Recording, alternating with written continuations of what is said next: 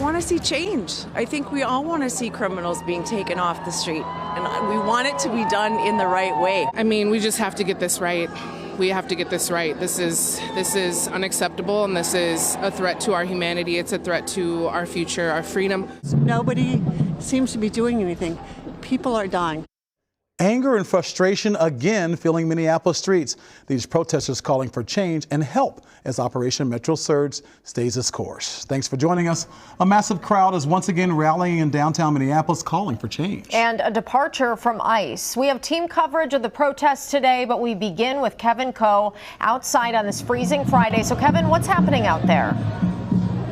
Well, Aaron, Reg, good to hear from both of you on this early evening. Now, it's hard to gauge right now just the exact numbers of how many people are out here, but I can tell you easily tens of thousands of protesters marching on the streets here in downtown Minneapolis. Here's a live look right now. We're coming to you live from Portland Avenue, and as you can see, there are still a lot of demonstrators here with a lot of messages for a variety of reasons, but of course, under one singular message. They are here protesting against ICE, DHS, any federal agency involved with the ongoing immigration efforts statewide. Now, this march started at 2 p.m. Thousands gathered at the Hennepin County Government Center where this march began.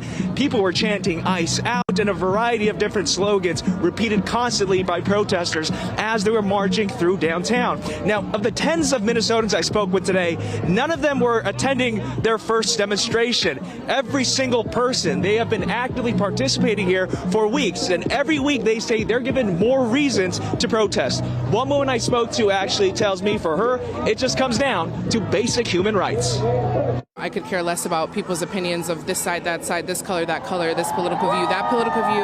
We're all human beings. We're all citizens in this country, and we need to fight for our humanity, and that is what we need to be doing.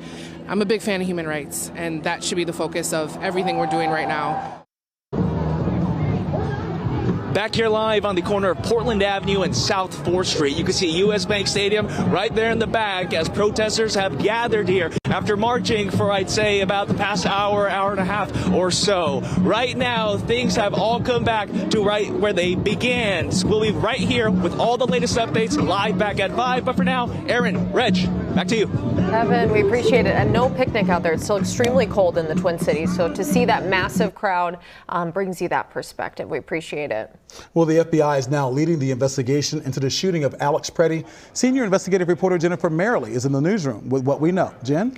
Well, Reg, this is a change from the initial decision. We're told Homeland Security Investigations, or HSI, will now have a supporting role instead of leading the investigation. The FBI, now the agency now in charge. Governor Tim Walz responding to the move on X, saying Trump's right hand cannot be responsible for investigating his left hand. We need an independent, impartial investigation now. The federal agencies are looking into the fatal shooting of Alex Preddy last Saturday. This morning, Deputy Attorney General Todd Blanche said the criminal section of the Justice Department's Civil Rights Division would be involved. He said the investigation will include talking with witnesses and getting videos. Earlier this week, WCCO reported 2 agents fired their weapons and are now on standard administrative leave. Reporters asked Blanche about the gun an agent took off Preddy before the shots were fired, where all of the guns are now, along with Preddy's phone. I don't know. I don't have an answer to those questions. Look, I think that there's Secretary Noem is been clear with the American people, but also with the Department of Justice that we're doing this together. We're coordinating, and so I'm not following in the weeds about who actually has possession of the firearms that were discharged. All right, and early this morning, President Trump posted on Truth Social referencing video WCCO shared of Preddy in a prior interaction with ICE. That's there on the right. Trump saying Preddy's stock has gone way down, calling him an agitator and perhaps insurrectionist. Now, Blanche saying this morning about that interaction captured on camera, he doesn't think a single video should change any perception the DOJ may or may not have. Aaron. Okay, Jen, we appreciate you following that. And we've been reporting today on arrests after a protest inside a Twin Cities church. And this afternoon, a development in 3 of those cases. Connor White joins us now from the live desk. So, Connor, what happened this afternoon? Well, Aaron, two journalists who covered that protest are facing criminal charges. One of them is former CNN anchor Don Lemon, arrested in California overnight. The other is local award-winning independent journalist Georgia Fort, appearing in a federal courtroom in Minneapolis that she would typically be coming to in her capacity as a reporter. Federal officers arrested Fort early this morning at her home in front of her family.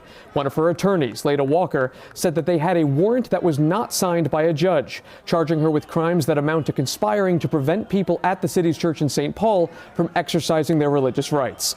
As Fort pointed out in a live stream this morning, she was there documenting the day's events as a journalist. Supporters and some news organizations are pointing to her arrest as evidence that the Trump administration is attacking the First Amendment here.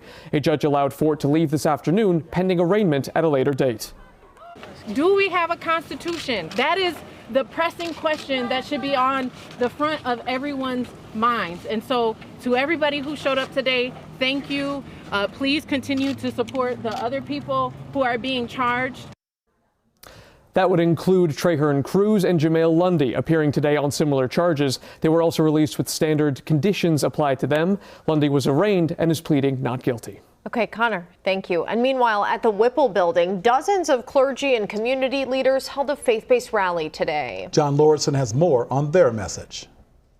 In addition to clergy, we've seen a lot of educators out here today, along with people who have been here almost every day since Renee Good was shot and killed, and we've talked with people who came here from out of state. Organizers said they wanted to have a rally at the Whipple building Friday morning in response to the Trump administration announcing the prosecution of community volunteers acting as observers of ICE behavior. People here say they are standing in solidarity with the 22 Minnesotans that the federal government is prosecuting. They say they're also here to protest the killings of Renee Good and Alex Preddy. But some of the clergy and faith-based members we talked with say their reasons for being here may be a little different than others.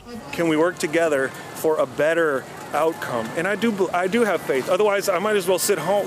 Look at me. I might as well be sitting on my couch, not freezing today. But I got faith. I got hope that better days are ahead and we can do it together. We need everybody. I just want everybody to stay safe. And Minnesota's strong. This community is the most amazing thing I've ever witnessed in my life. It's absolutely beautiful. And coming up tonight on WCCO News, we'll hear more on the role clergy members are playing here in Minnesota and at the Whipple building during these protests. In Minneapolis, John Lauritsen, WCCO News. And protests also happening today outside the governor's mansion. That's where we find Anna McAllister. So Anna, what's happening now? Well, Aaron, the group behind me is made up a lot of students and teachers. And just take a look at all the people here today. They tell me that they are here to stand up for their colleagues, for their students, for their classmates. And what they really want from the governor is they want the governor to help when it comes to rent. And like I mentioned, there are educators here. They're from the Minneapolis Federation of Educators, Local 59, and St. Paul Federation of Educators, Local 28. A lot of people telling me that they know so many families that are struggling to get by after the breadwinners of their home were detained by ICE. Others tell us that parents are so afraid they can't go to work, which is crushing them financially. And at the beginning of this protest that kicked off about 40 minutes ago, I spoke to one protester and asked her, what do they want to see the governor do when it comes to the issue of rent? Rent is due on Sunday, February 1st, and a lot of our families have been denied the right to work because of the ICE occupation and can't pay their rent. And so educators were really concerned about our students and their families in this moment. And the governor is the only person that can call a moratorium on evictions. And so we're here today to ask him to do that.